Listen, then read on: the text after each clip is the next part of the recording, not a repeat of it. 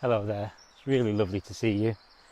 Welcome, I'm John Siddique, and thank you if you're one of the new subscribers who's come onto this channel recently. It's wonderful that you can join us, and also welcome if you're one of the people who sort of regularly turn up, or if this is your first time here, well, you know, bless you and welcome as well. And I've just come out for an early morning walk by the river. Just something I've been thinking about quite a lot, actually, or kind of has been coming through in my heart, and that's the question of people say things like, you should always trust your feelings. There's even that Scorpion song, make it real, you should always trust your inner feelings. And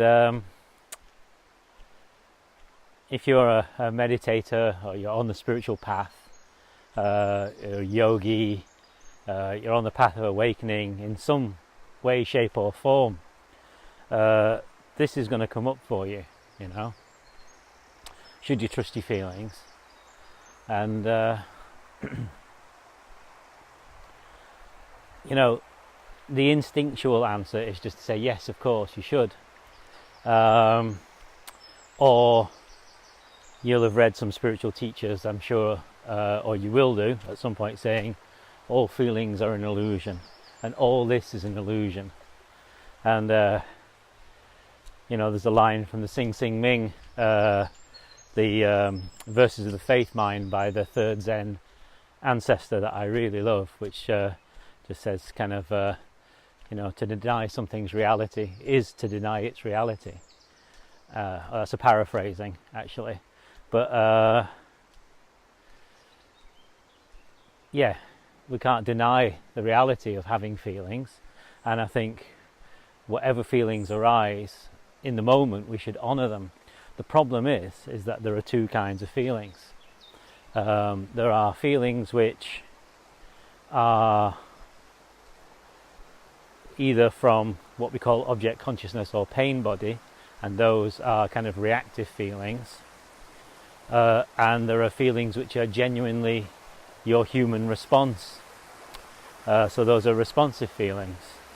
Without kind of getting into kind of too much, the pain body and object consciousness is basically the conditioning that's laid down into you, that we then kind of incarnate into and believe ourselves to be. And yet it's not all that we are, because we are awareness first, and so we tend to kind of be on the edge of ourselves. There's this feeling of kind of being on the edge of ourselves, and with the pain body is when there's kind of deep and old hurts kind of come together. So the pain body is this old pain that's been laying down and kind of forms this kind of absolutely kind of reactive aspect to ourselves. We were talking about the nature of the pain body on the retreat last weekend, where I wanted to kind of do some in-depth teaching on the nature of pain body and how we begin to work with it. And I'll be offering some more retreats around that stuff, hopefully in London and in the US in the next little while. But you can always recognize the pain body because it has this intense feeling, it's reactive, and it wishes to continue pain. That's the way to easily spot it. And then it's not about sort of fighting against yourself and trying to kind of squeeze it back down, because that's how we create more of it, but just coming into awareness and acknowledging that it's there. Then it's like Rumpelstiltskin. The minute that we acknowledge that it's there honestly in our hearts, then there's a little bit of space, and actually we're back into awareness. That's the magical key. Awareness is the key. So coming back to the original question, should we trust our feelings? Well, there we go, really. It's that if your feeling is a true response to something, be it what we're going through politically at this time, whether it's something that kind of occurs in the street, something that you see, somebody gets hurt, and these are kind of almost like emergency feelings, or feelings of love when you're with your partner or with your child, with your people who are your friends. Then those are beautiful. And it's not that the pain body feelings are wrong, it's that they're coming from what is not true in us. So we bring awareness to it, and as our practice deepens over and over again, because we're in ignorance, so they're not wrong, they're just ignorance. As we come back to our practice over and over again, day after day, minute after minute, heartbeat by heartbeat, we return to awareness, not I am aware, but just actual being here, presence, awareness. Then we find that we can see more clearly what's really going on, and we are absolutely driven by emotion. We are not beings of the mind at all. It's an absolute delusion that we have, that the mind is primary. We haven't made one single decision in our lives that we've not sought a click of emotion for. We look for that. Even when we make a for and for not list, a pros and cons list about something, we're actually looking for the emotional click. But all too often we're looking towards the reactive and the painful emotion, and we believe that to have some kind of integrity or truth, where actually we need integrity and truth of genuine feeling.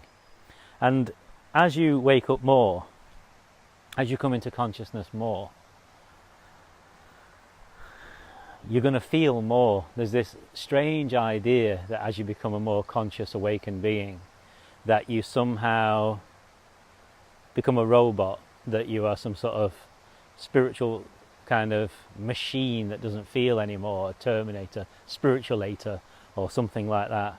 I'm just going to go down here because it's just so beautiful, and just be careful not to slip on this moss. And I don't know where this idea has come from, kind of maybe Victorian translations of Buddhist sutras or something like that, that there's just no feeling. The fact is that there's nothing but feeling met truly in the moment, and we are human. We're absolutely human. We're not here to be, spiritual in a way. We're here to be human, and human is spiritual. Human is true spirituality, but not reactive and ignorant and armoured and locked out from everybody and locked out from ourselves, but actually truly here. And the emotion is like kind of the changing weather that kind of gives us the feedback that we need to know kind of what's going on, So yeah, it's a short answer to a much longer question, something that we should talk about sort of much more one day, but I want to kind of keep this video under 10 minutes because my tendency to kind of talk a lot and go on. So let's leave that there. I hope that makes some kind of sense anyway, and I just hope you have a really blessed day, and I hope that you feel everything in this moment, and that you meet that with loving awareness for yourself. And of course, when you meet things with loving awareness in yourself, you're meeting things with loving awareness for all beings, and so you become part of the positive consciousness on this planet.